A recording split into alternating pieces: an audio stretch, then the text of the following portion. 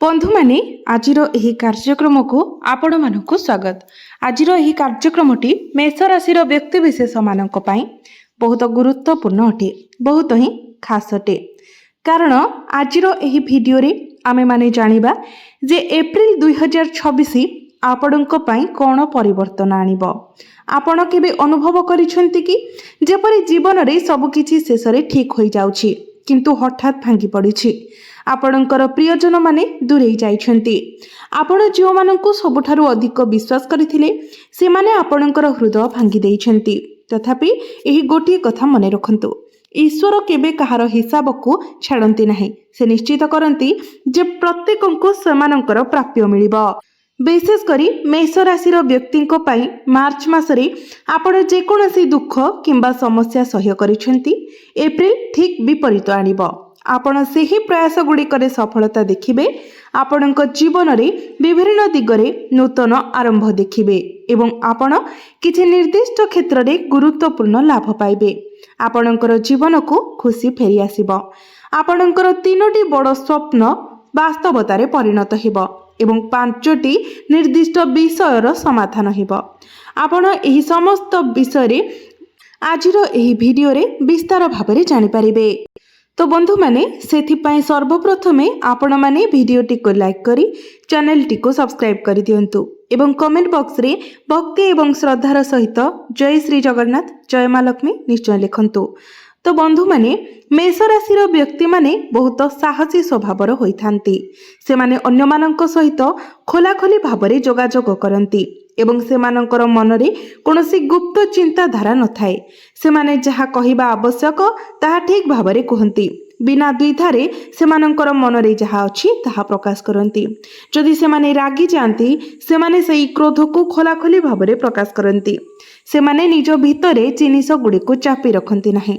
तथापि चरित्रर एही खोला मनोभाव बेले बेले आपणको असुविधारे पकाई थाए।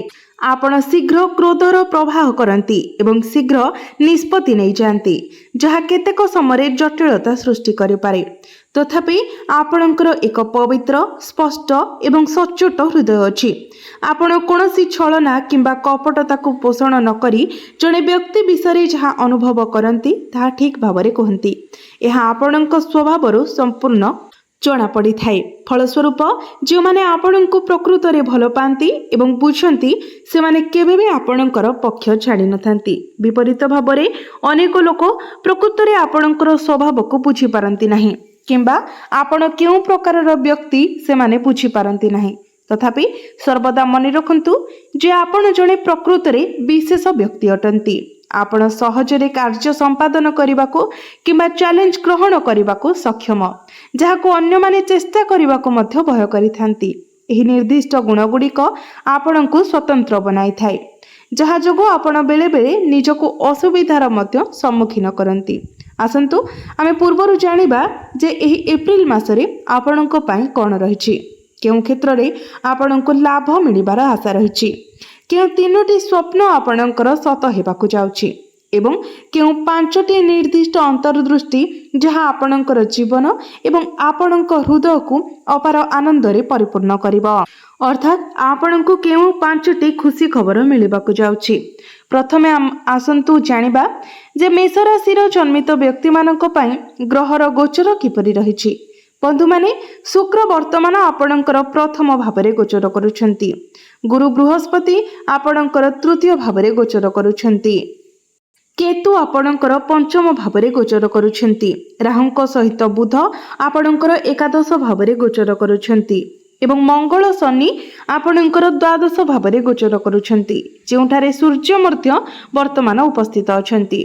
ग्रह गुड़िकर साधारण संरचना एही परि रहिछि। यह व्यतीत एप्रिल 11 रे बुध मीन राशि रे प्रवेश करिवे, एप्रिल 14 को सूर्य मेष राशि रे प्रवेश करिवे एवं एप्रिल 19 को शुक्र वृष राशि रे प्रवेश करिवे। तो आसंतु एबे जानिबा ग्रह मानकर स्थिति एवं गोचर आपणकर जीवन रे केउ निर्दिष्ट प्रभाव पकाइबाकु जाउछि। मार्च मास विषय रे विचार करंतु। एही समय मध्यरे आपण बहुत किछि सिखिछंती, कारण मार्च मास आपणको अनेक मूल्यवान शिक्षा देइछि। आपण निजको अधिक चिंता करुथिबार अनुभव करिथिले किंतु सही चिंताधारा को कार्य परिणत करें। निष्पत्ति नेबा समय आपणक मन में अनेक प्रकार भय आसुथिला। दृढ़ निर्णायक पदक्षेप आपण नहीं पारुनथिले। आपण प्रकृत में जहाँ करने को चाहूले ताहा हासिल करें एवं फलस्वरूप आपण मार्च मासर संपूर्ण मास को गुरुत्वपूर्ण मानसिक चाप मध्य बिताई। आपण विश्वासघातकतार सम्मुखीन होइथिले, विशेषकर आपणक निज लोकंक हाथ में एवं आपणकर निकटतम लोकंक ठारू अपमान सह्य करथिले। आपण दुख एवं आघातर सम्मुखीन होइथिले जे आपण सेमानंक विषय काहाको कहिबाको निजको बाध्य करि पारिले नाही। यह सहित जड़े बंधु मध्य आपणको प्रतारणा करथिले किंबा आपण निश्चित भाबरे आपणक प्रेम जीवन रे विश्वासघातकर सम्मुखीन होइथिले। हुए तो आपणकर साथींक द्वारा कुहा जाइथिबा किछि कठोर शब्द आपणक मन रे रहिथिला, जहाँ आपणको आपण भाबुथिले जे सेमाने आपणक सहित एपरि काहेकि कले। आपण एही सांप्रतिक समय मध्यरे एपरि भाव प्रवण बोझ सहित जड़ित होई गति करिसंते। यह व्यतीत किछि कार्य थिला आपण आरंभ करिथिबा प्रकल्प जहाको आपण पूर्ण समाप्ति रे आनिपारे अक्षम थिले। आपण निज पाई स्थिर करिथिबा लक्ष्य हासिल करिबारे विफलतार सम्मुखीन होइछंती। आपणकर वृत्तिगत क्षेत्र रे आपण विभिन्न प्रतिबंधकर सम्मुखीन होइछंती। हुएत सहकर्मीक ठारू एवं किछि प्रकल्प को समाप्त करिबा पाई संघर्ष करिछंती।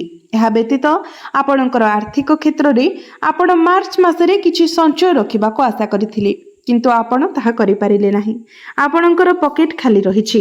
यह व्यतीत आपण आशा करिथिबा आर्थिक लाभ आपणकर कठिन परिश्रम एवं आशा सहित समान वास्तवतारे परिणत होई नाही। जदिओ आपण निर्दिष्ट तारीख रे किछि छोट लाभ देखिथिबे। एपरि मुहूर्त जोठारे आपण एक निर्दिष्ट लाभ देखिथिबे। जदि आमे मार्च मास को संपूर्ण भाबरे देखिबा तेबे एहा मोटामोटी भाबरे एही समस्त मोर्चार संघर्षर समय थिला। आपण गुरुत्वपूर्ण मानसिक चाप मध्यरे रहिथिले, प्रतारणा एवं निराशार सम्मुखीन होइथिले एवं आपणकर अनेक आकांक्षा अपूर्ण रहि जायथिला। आपण गोटिए किंबा अन्य क्षेत्र रे बाधार सम्मुखीन होइथिले, विशेषकर आपणकर चाकरी रे एवं अनावश्यक खर्च बढ़िथिला जहाँ आपणको संचय करिबारे असमर्थ करिथिला। तथापि एप्रिल मासरे एक नुआ मोड़ आसुछि। मन रखंतु जे एही मासरे आपण बड़ परिवर्तनर साक्षी हेबाकु स्थिर करिसंती। आपण जेउ जिनिस गुड़िक पई आशा करुथिले ताहा आपणको आखि आगरे प्रकाश पाइबाकु जाउछि। तो आसंतु एही एप्रिल मासरे आपणकर केउ स्वप्न सत्य हेबाकु जाउछि ता विषय जानिबा। प्रथमटी आपणकर कार्यक्षेत्र सह जड़ित। आपणकर कार्यक्षेत्र रे आपणको सफलता पदोन्नति किंबा आपणकर जदि चाकरी नाही तो आपणको नूतन चाकरी मिलिबार सुजोग रहुछि। जो माने बेकार अछंती सेमानंकु चाकरी सुजोग निश्चित भाबरे मिलिजिबो। यह सहित नूतन संभावना आपणक पाखकु आसीबो।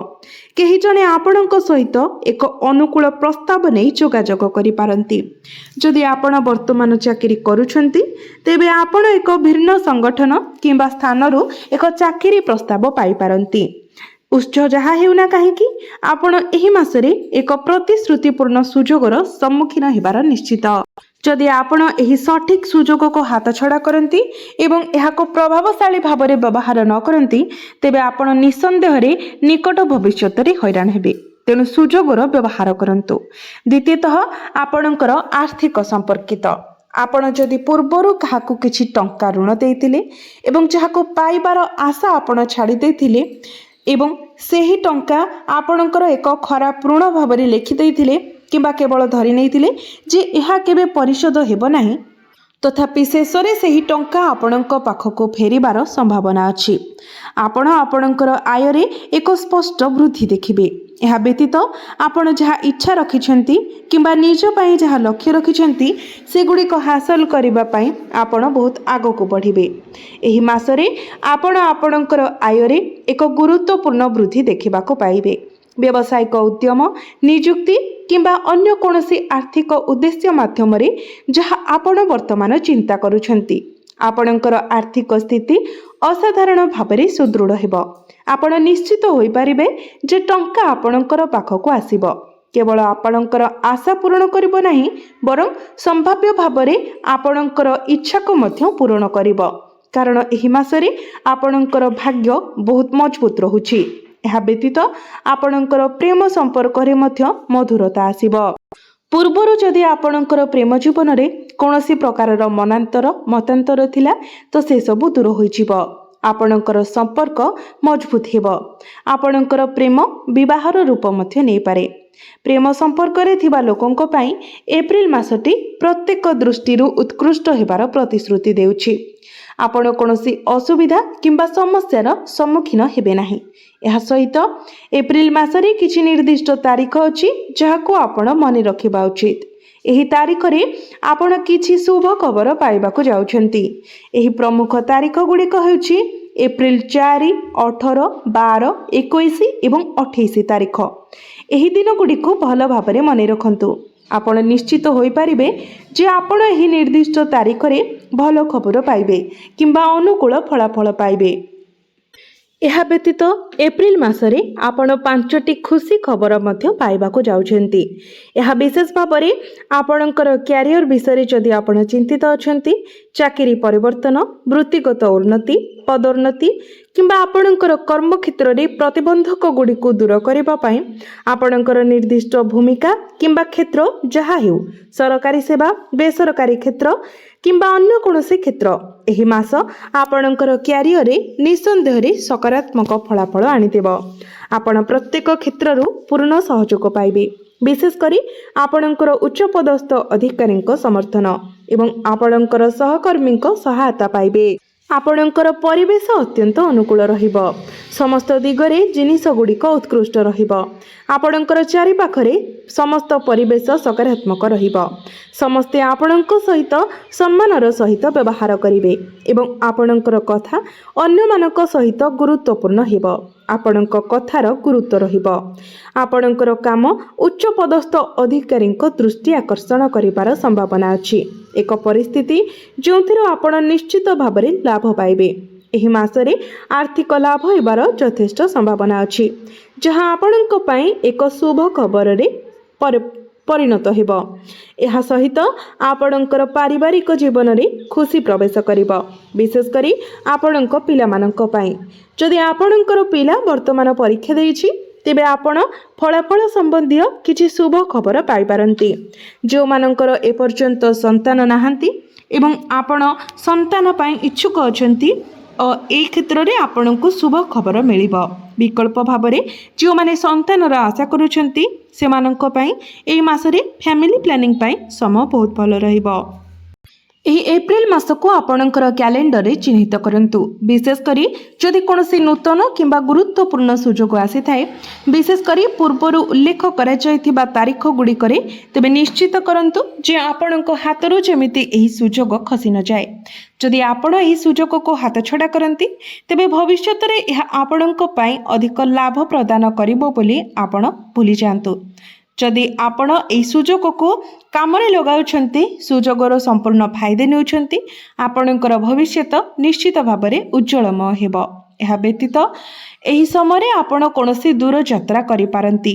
ଏପରି ଏକ ଯାତ୍ରା କରିବାର ସମ୍ଭାବନା ବହୁତ ଅଧିକ। ଦୂରଯାତ୍ରା ହେଉ ବା ଛୋଟ ମୋଟ ଭ୍ରମଣ ହେଉ, କୌଣସି ଧାର୍ମିକ ସ୍ଥଳକୁ ତୀର୍ଥଯାତ୍ରା କିମ୍ବା ଏକ ସୁନ୍ଦର ପର୍ଯ୍ୟଟନ ସ୍ଥଳ ପରିଦର୍ଶନ ପାଇଁ ଆପଣ ଯାଇପାରନ୍ତି। ଆପଣ ଅବସର ପାଇଁ ଦୂରଦୂରାନ୍ତ ଯାତ୍ରା କରିପାରନ୍ତି। ଆପଣ କରୁଥିବା ପ୍ରତ୍ୟେକ ଯାତ୍ରା ସୁଖଦ ଏବଂ ଅସୁବିଧା ମୁକ୍ତ ହେବ। ଆପଣ କୌଣସି ଅସୁବିଧାର ସମ୍ମୁଖୀନ ହେବେ ନାହିଁ ଏବଂ ଆପଣଙ୍କର ଯାତ୍ରା ପରେ ସୁରକ୍ଷିତ ଭାବରେ ଫେରିଆସିବେ। ଏହି ମାସରେ ଯାତ୍ରା ବିଷୟରେ କୌଣସି ବିଶେଷ ସତର୍କତାର ଆବଶ୍ୟକତା ନାହିଁ। ଏହା ସହିତ ଏହି ମାସରେ ଆପଣଙ୍କର ପ୍ରେମ ଜୀବନ ଉତ୍କୃଷ୍ଟ ହେବ ବୋଲି ଆଶା କରାଯାଉଛି। ଏହା ସମ୍ପର୍କ ପାଇଁ ଏକ ଅତ୍ୟନ୍ତ ଅନୁକୂଳ ସମୟ ଭାବରେ ବିବେଚନା କରାଯାଏ। ଆପଣଙ୍କର ଏବଂ ଆପଣଙ୍କର ପାର୍ଟନରଙ୍କ ମଧ୍ୟରେ ଥିବା ଯେକୌଣସି ଛୋଟ ଭୁଲ ବୁଝାମଣା କିମ୍ବା ମତଭେଦ ସମ୍ପୂର୍ଣ୍ଣ ସମାଧାନ ହେବ। ପରିବାର ମଧ୍ୟରେ ଆପଣଙ୍କର ସମ୍ମାନ ବଢ଼ିବ। ଘରୋଇ କ୍ଷେତ୍ର ମଧ୍ୟ ବହୁତ ସୁଖଦ ଦେଖାଯାଉଛି। ଆପଣଙ୍କର ପରିବାରରେ ମଧ୍ୟ ଏକ ସକାରାତ୍ମକ ପରିବର୍ତ୍ତନ ଦେଖିବାକୁ ପାଇବେ। ଯେଉଁମାନେ ଆପଣଙ୍କର ମତାମତକୁ ଗୁରୁତ୍ୱ ଦେଉନଥିଲେ, ଆପଣଙ୍କର କଥାକୁ କର୍ଣ୍ଣପାତ କରୁନଥିଲେ, ସେମାନେ ମଧ୍ୟ ଏହାକୁ ଏବେ ଗୁରୁତ୍ୱର ସହ ନେବେ। ଯଦି ଆପଣ ପୂର୍ବରୁ ଆପଣଙ୍କ ନିଜ ଘର ମଧ୍ୟରେ ବିଚ୍ଛିନ୍ନତା ଦେଖୁଥିଲେ, ତେବେ ସେହି ଭାବନା ଗୁଡ଼ିକ ଏବେ ଦୂର ହୋଇଯିବ। ପରିବାର ମଧ୍ୟରେ ଆପଣଙ୍କର ସ୍ଥିତି ବୃଦ୍ଧି ପାଇବ। एवं एक आनंददायक परिवेश सृष्टि हेब। परिवार सदस्य मानक मध्यरे प्रेमपूर्ण परिवेश सृष्टि हेब एवं विशेषकर आपणकर वैवाहिक जीवन संपर्क आपणकर एवं आपणकर जीवन साथी मध्यरे बंधन आहुरी मजबूत हेब। निसंदेह आपण देखिबे जे आपणकर वैवाहिक जीवन पूर्व अपेक्षा सुखमय हेब। एही मासरे आपणकर आर्थिक प्रवाहर संभावना अत्यंत उच्च। विभिन्न दिगरु आपणक पाखकु धन प्रवाहित हेब एवं आपण एही मासरे आय सृष्टि पाई नूतन रास्ता मध्य खोजी पाइबे, अर्थात आपणको एक्स्ट्रा इनकम ऑफ सोर्स मध्य मिली जिवो। तथापि अन्य सब किछि आशाजनक देखा जाउथिबा बेले गोटे गुरुत्वपूर्ण कथा आपणको मने रखिबाको पड़िबो। एही मासरे आपणकर स्वास्थ्य प्रति सतर्कता अवलंबन करंतु। ज्योतिष दृष्टिकोणरू आपणकर स्वास्थ्य वर्तमान अनुकूल अवस्था थिबा परि देखा जाउ नाही, कारण प्रासंगिक ग्रह प्रभाव आपणकर प्रथम भावरे अवस्थित। शुक्र वर्तमान एठारे अवस्थित, तथापि लक्ष्य करंतु मंगल सूर्यंक सहित अछंती। शनि आपणकर द्वादश भावरे अछंती, जेतेबेले कि राहु बुधंक सहित गोचर करुछंती। यदि आमे प्रत्येक दिग को विश्लेषण करिबा एवं प्रत्येक ग्रहर प्रभाव को विचार करिबा, तेबे एही मासटी प्रत्येक दृष्टि उत्कृष्ट हेबार प्रतिश्रुति देउछि। गोटे गुरुत्वपूर्ण व्यतिक्रम सहित ताहा हेउछि आपणको आपणक स्वास्थ्य प्रति विशेष ध्यान देबाको पड़िबो। आपणकर शारीरिक सुस्थता को अवहेला करंतु नाही। जो माने उच्च रक्तचाप, मधुमेह, स्नायुगत विकार किंबा बात सह जड़ित रोग भली निर्दिष्ट समस्या पीड़ित से माने अधिक सतर्क रहिबा उचित। बाहरर खाद्य, फास्ट फूड, जंक फूड एभली खाद्य ठारू दूरे रुहंतु। आपणकर दैनंदिन कार्य हालुका व्यायाम, योग एवं प्राणायाम सामिल करंतु। आपण देखिबे जे आपण सुस्थ रहिबे। जदि आपणकर स्वास्थ्य भल रही थाए तेबे आपणकर जीवनर अन्य समस्त दिग ठीक होइछिबो एवं आपण निसंदेह रे एही मासरे सफलतार सह गति करि पारिबे। आपण निश्चित होई पारिबे जे एही समय मध्यरे आपण गुरुत्वपूर्ण उन्नति हासिल करूछंती। वर्तमान आपणकर द्वादश भावरे सूर्य गोचर करुछंती, जे कि आपणको समाज रे मान सम्मान प्रदान करिवे। यह व्यतीत 14 एप्रिल को सूर्य मेष राशि रे प्रवेश करिवे एवं आपणकर प्रथम भाव को प्रवेश करिवे। फलस्वरूप सूर्यंकर प्रभाव जोगु एही मासरे आपणको अनेक सम्मान एवं प्रतिष्ठा मिलिबो। आपणकर द्वादश भावरे गोचर करुथिबा शनि आपणकर कठिन परिश्रमर फल प्रदान करिवे। आपण जे कोनोसी प्रयास करूछंती शनि निश्चित भावरे आपणको उपयुक्त फल देबे। गुरु वर्तमान आपणकर तृतीय भावरे अछंती एवं आपणकर भाग्य को यथेष्ट वृद्धि करूछंती। आपणकर भाग्य उन्नत हेबाकु जाउछि एवं प्रत्येक प्रयास रे आपणको सफलता मिलिबाकु जाउछि। मंगल आपणको एनर्जी एवं कॉन्फिडेंस लेवल देवे। सूर्य मंगलंक सहित रहिबा कारणरू एही ग्रह संयोजन आपणको बहुत अधिक एनर्जी प्रदान करिवे। तेणु आपण संपूर्ण निश्चित होई पारिबे जे आपण एही समस्त क्षेत्र रे अनेक लाभ हासिल करिवे, उन्नति करिवे। तथापि केवल गोटे कथा मने रखंतु, मंगलंकर प्रभाव जोगु आपण क्रोध किंबा चिड़चिड़ा अनुभव करि पारंती।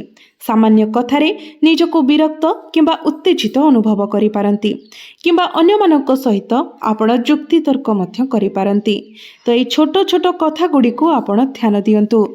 तेबे एही मासरे आहुरी अधिक शुभ फल प्राप्ति करिबा पई एवं अशुभत्व को एडाइबा पई आपण किछि प्रतिकार करंतु।